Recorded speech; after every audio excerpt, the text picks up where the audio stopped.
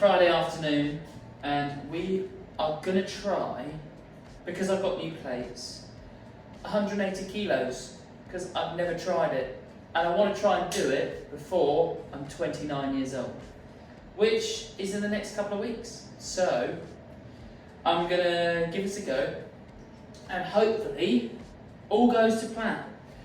The last time I tried a 1 rep max, I'm going to do it before my volume for back squats, and then maybe try some deadlifts if I have time. I did 175 kilos in the qualifier, and I shrimped that baby up. So I'm hoping this time that it's going to be a bit smoother and a bit more clean to watch. So I'm going to build it up, and let's see how it goes. 70 kilos on the bar to start with.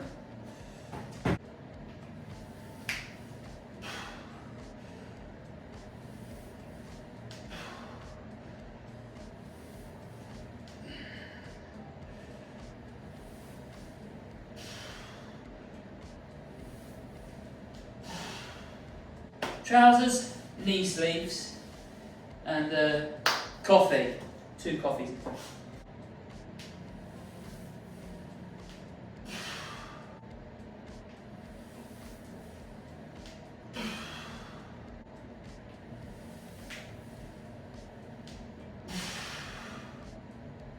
Okay, we're now in the belting up territory.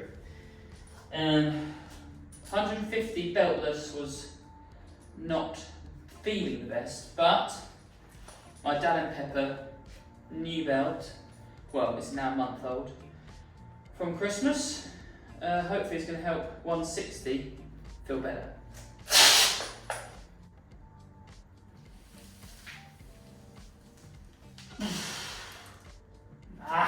Didn't feel great. No. That's annoying. Thought 180 would be there. Who knows? 170 might fly out.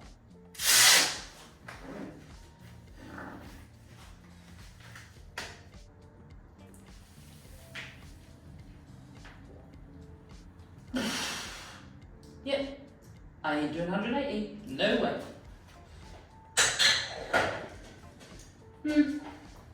I ain't trying 175. Not a good idea. So, not 180 kilos yet. Oh well. Time for some volume.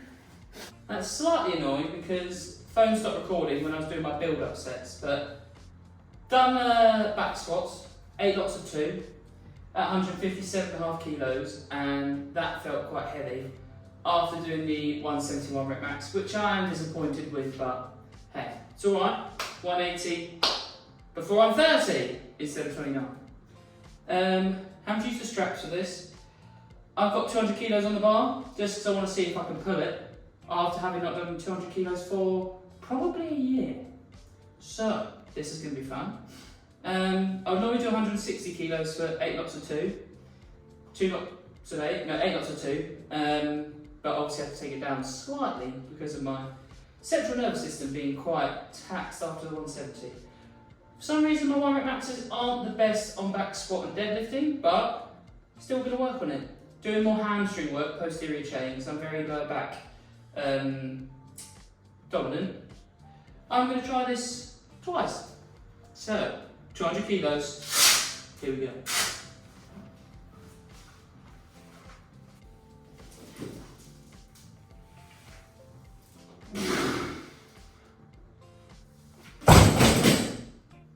Nice.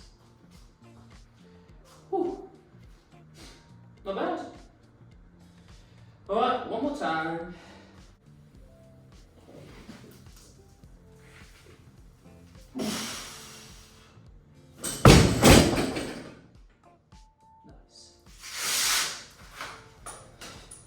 So the way I'm going to increase my squat from 175 kilos, but it was 170 today, up to 180 kilos, because I'd love to be able to hit that before I'm 30 or as soon as possible, is this. And I recommend that you try this strategy and apply it to yourself if you have any weaknesses from another exercise, maybe a deadlift, a bench press, could even be like an Olympic lift or something. So take myself, I find with my squat, and you will have seen that when I come out the hole, I get very stuck, and I don't do much paused work. I don't do many paused squats. I don't do many, I believe they're called Anderson squats, I can't quite remember, but when you start with the weight at the bottom of the movement, you normally need jerk blocks to be able to do this. So you actually start underneath the bar. I've done that a couple of times with my little squat stands, but you have to have really good aim to be able to get the bar back in the racks. Obviously jerk blocks are a lot longer and a lot wider, so you could just put the plates in them, but otherwise I'm having to guide the bar into the squat rack. But starting it from the bottom means that you have no momentum. You have to get underneath it at the bottom of the movement to start with, but you have no momentum on your side. But I just find that I really enjoy a front squat and a back squat, full range of motion, top to bottom, and I haven't really done many variations before. No rhyme or reason for not doing any variations. I've just found I've really enjoyed and stayed consistent with squatting like that. So it's kind of my own fault. So what I need to start doing more of is a lot of work pausing at the bottom, pausing in the middle, trying to get rid of that sticking point, because I come out fast from the bottom of the movement quickly, then I stick, and then I get past that little sticking point, and then it's fast again. So I need to try and improve on that. And what I found when I did front squatting on Tuesday is that I had a tiniest little, it wasn't like a twinge or I don't even call it a twinge, but it was like, oh, that feels a little bit uncomfortable. And what I do find is that when I go to unrack and re-rack a squat, when I go to re-rack the bar, is that I always step my left foot forward first and have to slightly squat down, lunge down to put the bar back. And that's a lot of weight going through the left quad. And I found that over time, I've always done the same side. And it was the right hip kind of upper quad side that was that little uncomfortable feeling. So I'm trying to get used to switching to the other side, not always getting used to doing one side, not getting imbalanced. But also I'm like, how do I improve on that? And what I found is that my inner thigh, not as flexible as my my right thigh is not as flexible as my left thigh. So the internal external rotation at the hip joint on my right side is not as good as my left. So trying to improve on that, plus the strength of my inner thigh on the right side is not as good. So I'm doing a lot more Copenhagen leg lifts, you call them. So what you do is you have your right leg on a bench, left foot underneath it, in a side plank position, make your left leg come to your right leg, bring it to there, and you get a lot of inner thigh activation. So I'm trying to do a little bit more of that. And I'm reviewing my squat stance, seeing about how I have one foot pointing further out than the other. It's not too different for me, so I'm not changing too many factors. I'm basically just going to work on getting my inner thigh strong on my right side, and then trying to re-rack the bar by putting my right foot forward first rather than my left, and then trying to work on that sticking point in the squat. So what I'm talking about here is if you have an exercise that you're not progressing in, or that you're finding that the strength is at a plateau or something, review your imbalances, see where there's a sticking point, see if you have a muscular imbalance, if you find that it's, I don't know, at the bottom of a bench press, it's hard to push it up initially, and then it's quick, or you might come up quickly initially, have that sticking point in the middle, and then push.